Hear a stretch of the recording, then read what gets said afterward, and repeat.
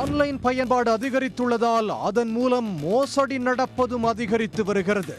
அதிக லாபம் தருவதாக மோசடி, கடன் வாங்கி தருவதாக மோசடி, டிஜிட்டல் கைது செய்வோம் என கூறி மோசடி, போக்குவரத்து விதிகளை மீறியதாக கூறி மோசடி என்று மோசடி நாளுக்கு நாள் அதிகரித்து வருகிறது.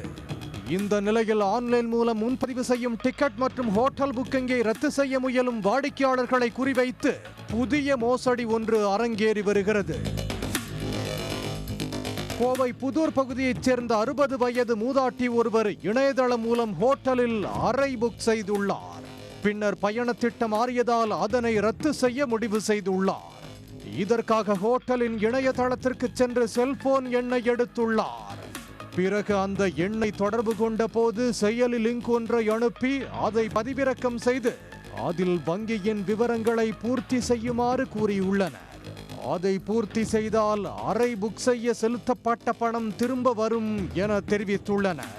இதை நம்பி மூதாட்டியும் செயலியில் விவரங்களை பதிவு செய்த நிலையில் வங்கி கணக்கில் இருந்த 18 லட்சத்தை மர்ம நபர்கள் சுருட்டி உள்ளனர். இதையடுத்து அவர் கோவை மாநகர சைபர் கிரைம் போலீசில் புகார் அளித்தார்.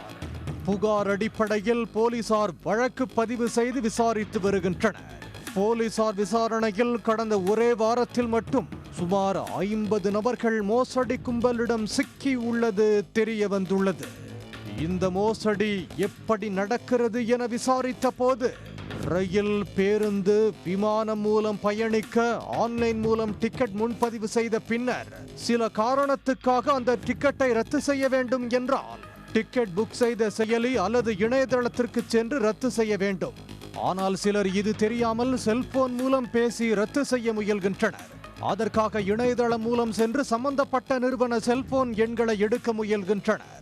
அப்போது பிரபல டிக்கெட் முன்பதிவு நிறுவனங்களின் பெயரில் போலியான இணையதளங்களை உருவாக்கி அதில் மோசடி கும்பல் தங்கள் எண்களை பதிவேற்றி வைத்துள்ளனர். இது தெரியாமல் வாடிக்கையாளர்கள் அந்த எண்ணை தொடர்பு கொண்டு பேசி மோசடி கும்பலிடம் சிக்கிக் கொள்கின்றனர். மோசடி கும்பல் கூறுவது போல் செயலியை பதிவிறக்கம் செய்து அதில் வங்கி கணக்கு விவரங்களை வாடிக்கையாளர்கள் பதிவேற்றியதும் சோதிப்பதற்காக என கூறி ₹1 அனுப்பி வைக்கின்றனர். ₹1 விட்டதாக வாடிக்கையாளர் கூறினால் டிக்கெட்டை ரத்து செய்ய பணத்தை அனுப்பி வைப்பதாகவும் அதற்காக ஒரு OTP வரும், அதை கூறுமாறு தெரிவிக்கின்றனர். OTPயை கூறினால் அடுத்தனுடைய வங்கி கணக்கில் உள்ள மொத்த பணத்தையும் மோசடி கும்பல் சுருட்டி விடுகிறது. எனவே முன்பதிவு செய்த டிக்கெட்டை ரத்து செய்ய முயலும் வாடிக்கையாளர்கள் யாரிடமும் OTP எண்ணை பகிர வேண்டாம் என்றும் அதிகாரப்பூர்வ இணையதளம் மூலம் மட்டுமே டிக்கெட் முன்பதிவை ரத்து செய்யுமாறு போலீசார் அறிவுறுத்தியுள்ளனர். மேலும் மூதாட்டி உட்பட 50க்கும் மேற்பட்டவர்களிடம் மோசடியை அரங்கேற்றிய கும்பல் குறித்து போலீசார் வழக்கு பதிவு செய்து தேடி வருகின்றனர். உடனுக்குடன் செய்திகளை தெரிந்து கொள்ள சன் நியூஸ் பெல் ஐகானை கிளிக் பண்ணுங்க.